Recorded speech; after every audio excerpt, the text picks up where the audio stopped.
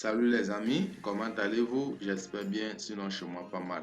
Ok, bienvenue sur la chaîne. Si tu es nouveau, abonne-toi et active la notification pour manquer aucune autre vidéo. Ici, on parle de trading, on parle de crypto-monnaies, on parle de finances décentralisées, on parle de tout ce qui concerne l'argent.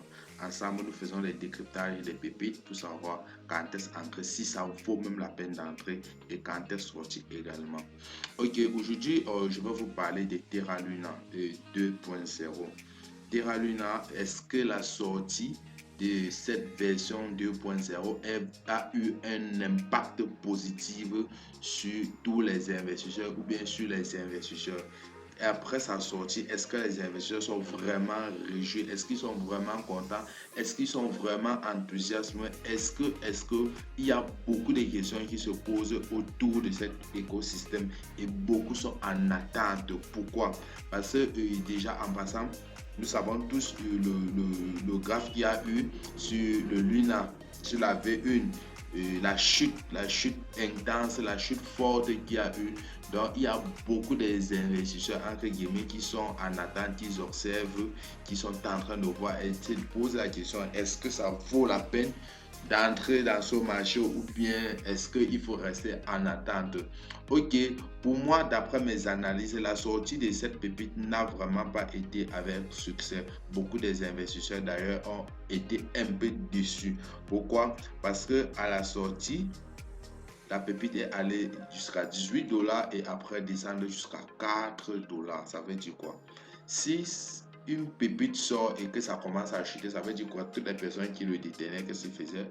Ils essayaient de prendre tout simplement les bénéfices. Ils sortaient sur le marché, ils vendaient leur position. Donc, quand il y a baisse, ça veut dire qu'on vend. Quand il y a hausse, ça veut dire qu'on est en train d'acheter. Donc, ça veut dire quoi? Les personnes ont vendu leur position. Et pourquoi c'est cette inconfiance, en fait, c'est un manque de confiance, ce doute qui faisait que chacun essaie d'abord de voir, il se recule et il prend l'élan, il essaie de voir si ça vaut vraiment la peine. Donc actuellement, aujourd'hui, la pépite est en train de faire 40%. Donc là, il est déjà à 6,5 dollars la pièce l'unité. Donc il y a de cela avant-hier, je crois hier quelque chose comme ça, c'était à 4 dollars, le 28 même ce propre jour c'était à 4 dollars. La question qu'on se pose à savoir comment une pépite peut sortir à moins de 24 heures, perd au moins 4 fois sa valeur. C'est la question qu'on se pose. Donc, ça met beaucoup d'investisseurs en attente et ils observent. Regardons le volume d'échange. Le volume d'échange est très intéressant. Pratiquement plus de 100, 111 millions comme volume d'échange à 24. 111 millions, je vais dire 111 millions. C'est énorme, ça veut dire que quoi? C'est une pépite qui est vraiment tradable. En moins de 24 heures, une pépite fait déjà un fort volume d'échange. Ça veut dire que quoi? Les gens sont vraiment en train de trader sur ça. Les gens sont en train d'appeler, les gens sont en train de se faire des plus-values. Ok, aussi, et tenez-vous tranquille, ce qui est sur le 2.0 Terra Luna est là. Pourquoi? Il y a beaucoup déjà même des plateformes d'échange, des grands échangeurs qui ont décidé de soutenir le projet en listant directement le projet à la sortie. Donc à la sortie, il y a déjà eu plusieurs échangeurs qui ont décidé, même le grand Binance va le faire dans les jours à venir. Je crois que c'est même déjà chronométré dans le site de Binance. Donc, toutes personnes qui ont le Terra classique, la V1, peut-être dans les plateformes décentralisées, ils peuvent le changer s'ils veulent. Et ceux qui ont dans les plateformes décentralisées, il va falloir créer un portefeuille Luna Station et envoyer tes cryptos là-bas et de pouvoir les changer si tu veux bien en V2. Ça dépend. Et tu peux toujours garder tes Luna classiques parce que même le projet Luna classique est toujours là. Le projet n'est pas tombé. Donc tu peux maintenir tes jetons.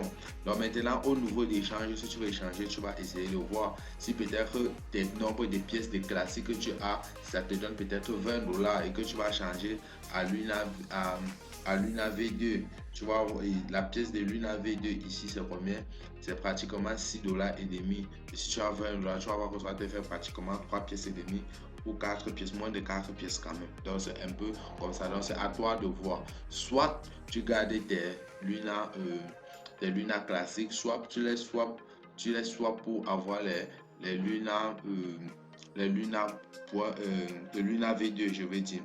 Donc, ce qu'on peut comprendre ici, c'est que le V2 est sorti avec 1 milliard de pièces en circulation.